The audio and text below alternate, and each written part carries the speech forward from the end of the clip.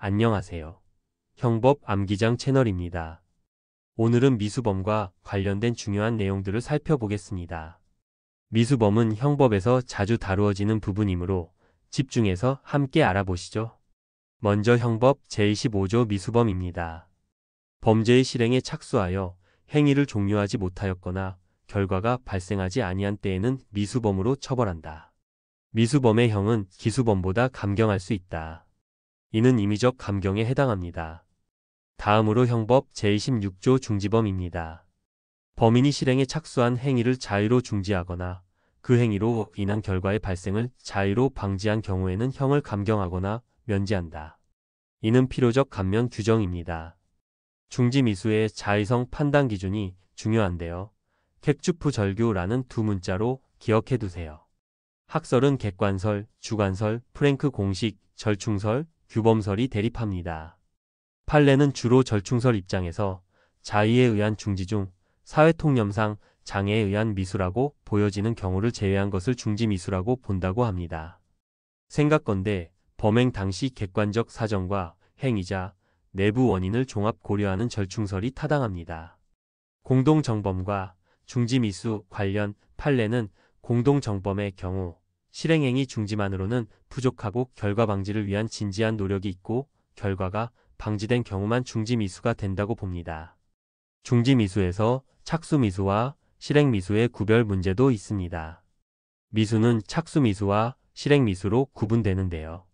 착수중지미수는 실행행위를 그만두는 부작위로 족하지만 실행방지미수는 결과 발생을 저지하기 위한 적극적인 조치로서 자기를 요합니다.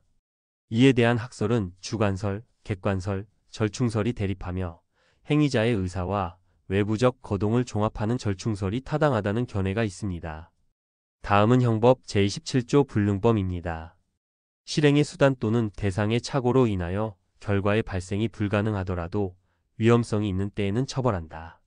단, 형을 감경 또는 면제할 수 있다. 이는 불능미수, 즉 불능범과 위험성을 함께 보는 개념입니다. 불능미수의 위험성 판단 기준은 구객구추주입니다. 학설은 구객관설, 구체적 위험설, 추상적 위험설, 주관설이 대립합니다. 판례는 행위 당시 행위자가 인식한 사정을 기초로 일반인 입장에서 객관적으로 보아 결과 발생 가능성이 있는지를 따져야 한다고 판시하여 주관적, 객관적 요소를 모두 고려하는 구체적 위험설이 타당하다는 견해가 있습니다. 예를 들어 설탕을 독약으로 오인하고 먹인 경우 추상적 위험설, 주관설 모두 불능미수범이 성립합니다. 독약을 탄 음료수를 마셨으나 토해내어 사망하지 않은 경우 독약의 치사량을 심리하여 장애미수 또는 불능미수를 판단합니다.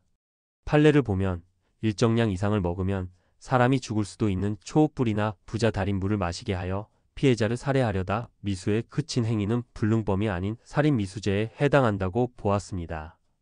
또한 피고인이 우물과 펌프에 혼입한 농약이 악취가 나서 마시기 어렵고 분량이 치사에 이르지 않는 경우에도 살인의 결과가 발생할 위험성이 절대로 없다고 단정할 수 없으므로 살인미수죄의 죄책을 진다고 판시했습니다. 판례는 기수의 고의에 대해 불능미수도 기수의 고의를 요하므로 처음부터 결과 발생이 불가능하다는 것을 알면서 실행에 착수한 경우 미수의 고의에 불과하여 불능미수가 성립할 수 없다 불가벌고 보았습니다.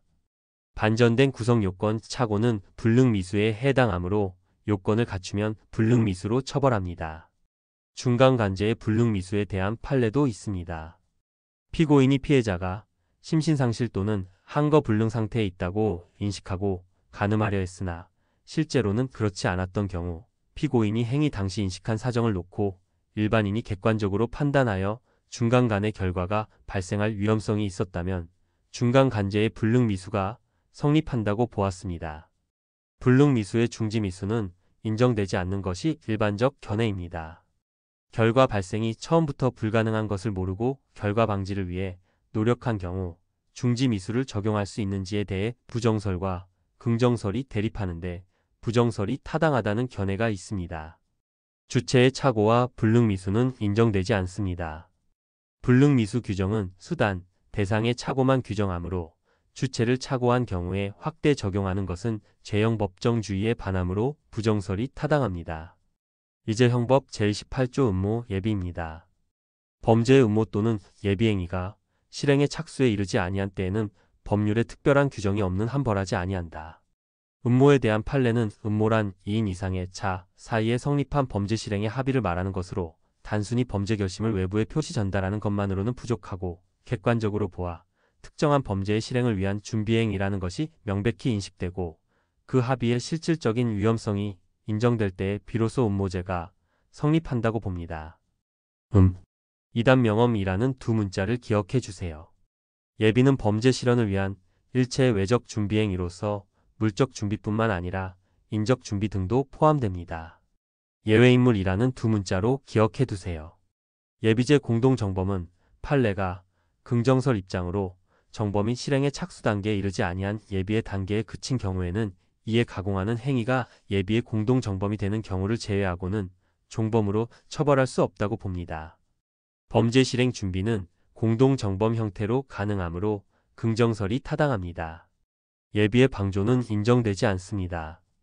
판례는 부정설 입장으로 예비의 단계에 그친 경우에는 이에 가공하는 행위가 예비의 공동정범이 되는 경우를 제외하고는 종범으로 처벌할 수 없다고 봅니다. 형법은 기도된 방조를 처벌하는 규정을 두지 않은 취지상 부정설이 타당합니다. 예비의 중지도 인정되지 않습니다. 판례는 부정설 입장으로 중지는 실행의 착수를 전제로 하므로 예비의 중지라는 관념을 인정할 수 없다고 봅니다. 예비는 실행의 착수 이전 개념이므로 부정함이 타당합니다. 타인 예비는 인정되지 않습니다. 타인 범죄 실행행위를 위한 준비행위인 타인 예비가 인정되는지에 대해 긍정설과 부정설이 대립하는데 문헌의 의미를 벗어난 불리한 유추이므로 부정설이 타당합니다.